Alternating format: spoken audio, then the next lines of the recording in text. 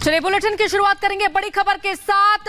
BRS नेता के कविता के घर पर छापेमारी जारी है। उनकी ये छापेमारी हैदराबाद स्थित आवास के घर पर हो रही है, तो दूसरी तरफ आज के कविता की रिमांड खत्म हो रही है, तो उन्हें ईडी आज राव ज़मानी कोर्ट में पेश करने वाली है। तो शराब घोटाले केस में ईडी की छापेमारी अभी भी जारी है और हैदराबाद स्थित उनके घर पर एक बार फिर से ये बड़े पैमाने पर छापेमारी की जा रही है। और इससे पहले के कविता की घर पर छापेमारी के दौरान उन्हें गिरफ्तार करके दिल्ली लाया गया था और आज उनकी रिमांड भी खत्म हो रही है, जहां राव ज़मानी कोर्ट में उन्हें पेश किया जाएगा आज एक बार फिर से। और उनकी रिमांड बढ़ाने की मांग ईडी की तरफ से की जा सकती है। और सूत्रों के हवाले से यह भी बड़ी जानकारी मिल रही है कि हैदराबाद में फिर से ईडी की टीम पहुंची हुई है उनके घर पर छापेमारी करने के लिए। जेडीयू के संभावित उम्मीदवारों की सूची सामने आ रही है। 16 संभावित उम्मीदवारों के नाम लिस्ट में लवली आनंद का नाम है, देवेश ठाकुर, लक्ष्मी कुशवाहा का नाम है, आलोक सुमन, दिनेश चंद्र यादव का भी नाम शामिल है। आपको बता दें कि लगातार उम्मीदवारों की तलाश भी चल रही है और उम्मीदवारों की सूची, और क्योंकि टिकटों का बंटवारा हो चुका है, कितनी सीटों पर कौन लड़ेगा, 16 सीटों पर जेडीयू को लड़ने का मौका मिल रहा है। पिछली बार 17 सीटों पर वो लड़ी थी और अब जो संभावित नाम है वो सामने आ गए हैं। देवेश ठाकुर, लक्ष्मी, आलोक सुमन, दिनेश चंद्र यादव का नाम इस संभावित सूची में हो सकता है। ये जेडीयू के संभावित उम्मीदवारों की सूची है। एनडीए गठबंधन में कुल 40 में से 16 सीटों पर जेडीयू चुनाव लड़ने वाली है और उनमें कौन कौन से नाम है। लवली आनंद का नाम भी उसमें बताया जा रहा है, देवेश ठाकुर का नाम भी है, लक्ष्मी कुशवाहा का नाम भी संभावित की लिस्ट में।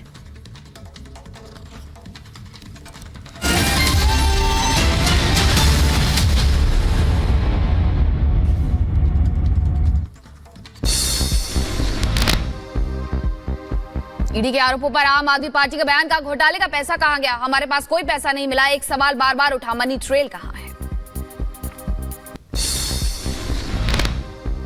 काल में बार बार चाहे लोअर कोर्ट हो, चाहे हाई कोर्ट हो, चाहे सुप्रीम कोर्ट हो, एक सवाल बार बार उठा है कि मनी ट्रेल कहां है, पैसा कहां गया। संबित पात्रा का आप पर हमला, कहा भ्रष्टाचार चरम पर पहुंच गया, भ्रष्टाचारियों को सजा जरूर मिलेगी। कहीं न कहीं ये विषय भ्रष्टाचार का है, यह विषय डिफॉल्ट का है।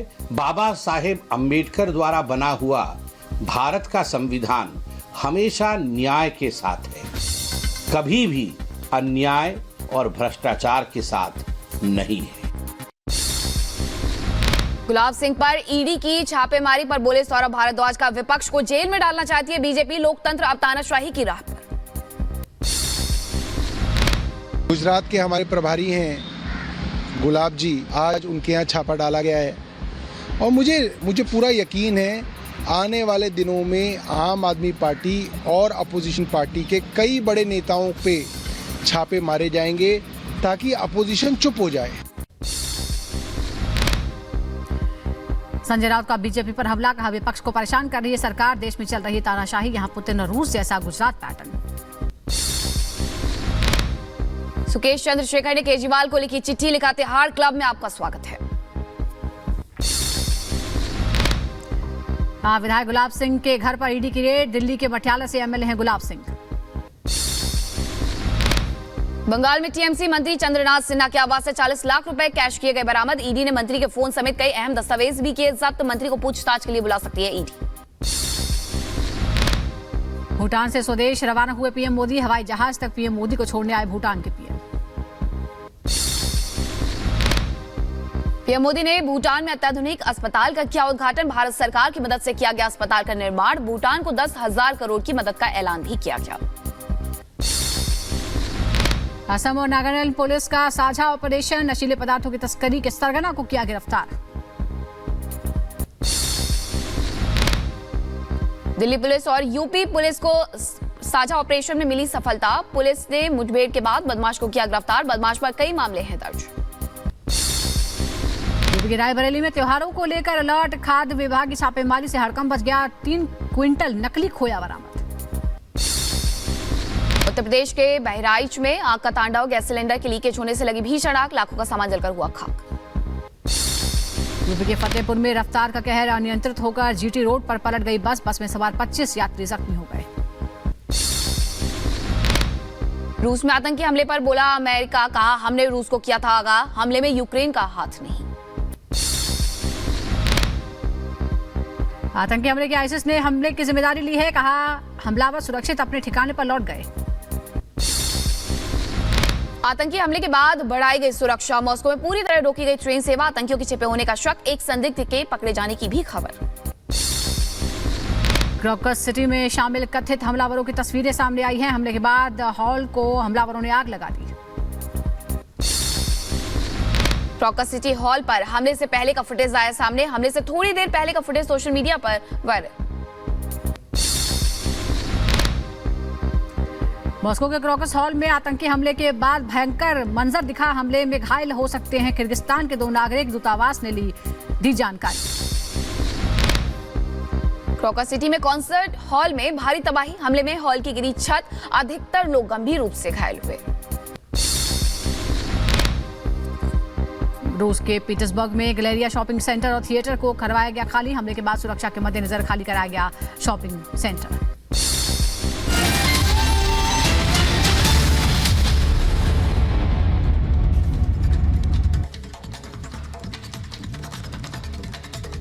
और भोजशाला में आज भी एएसआई का सर्वे होगा। एएसआई की टीम उपकरण लेकर पहुंची है क्योंकि कल से इसकी शुरुआत हो चुकी है और जहां कल वीडियोग्राफी हुई थी, नपाई हुई थी और आज एएसआई की टीम फिर से उपकरण लेकर पहुंची है। तो वहीं मुस्लिम समाज के प्रतिनिधि अब्दुल समद भी भोजशाला पहुंचे हुए हैं। तो एएसआई की टीम आज अलग अलग इक्विपमेंट के साथ जहां भोजशाला पहुंची है, मुस्लिम समाज के प्रतिनिधि अब्दुल समद भी पहुंचे हुए हैं और आज से भोजशाला को आम लोगों के लिए बंद कर दिया गया है। जब तक सर्वे होगा तब तक सिर्फ मंगलवार को ही वहां पर पूजा होगी और मुस्लिम शुक्रवार को नमाज अदा कर पाएंगे। और आज से ये सर्वे की शुरुआत दोबारा से शुरू हो चुकी है। तो लगातार 2 दिन से ये सर्वे जारी है। कल नपाई और वीडियोग्राफी के बाद आज उपकरण के साथ बाकायदा एएसआई की टीम पहुंची हुई है।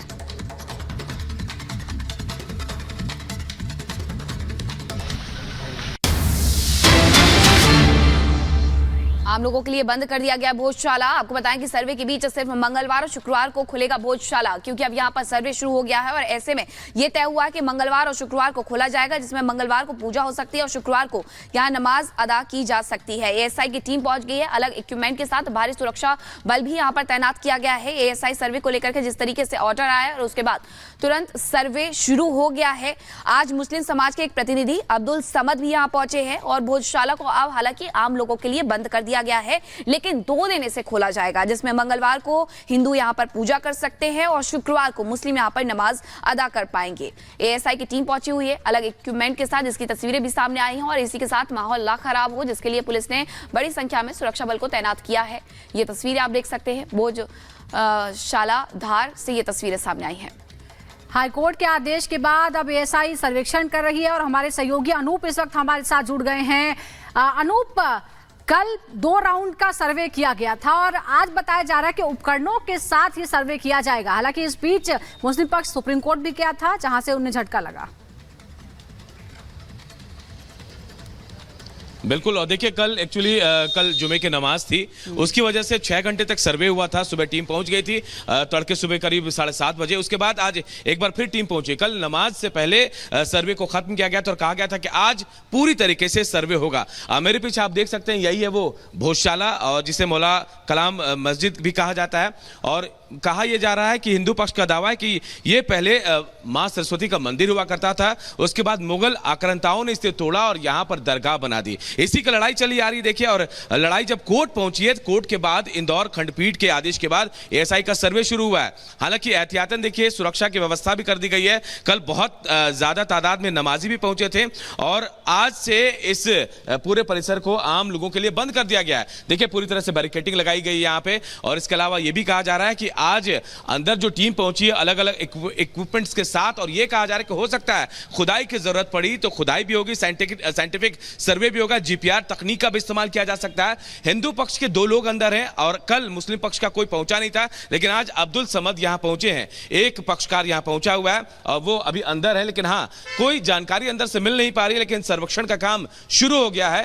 हो सकता है दोपहर के बाद जब निकले तो हिंदू पक्ष के लोग या फिर मुस्लिम समाज से जो पक्षकार पहुंचे उनकी तरफ से कोई जवाब आएगा। लेकिन हाँ सच अब जल्दी बाहर आने वाला है कि आखिर ये सरस्वती मां का मंदिर है या फिर जो मस्जिद कमाल दरगाह का बताया जाता है या फिर इबादत गाह है, ये साफ हो जाएगा जल्दी।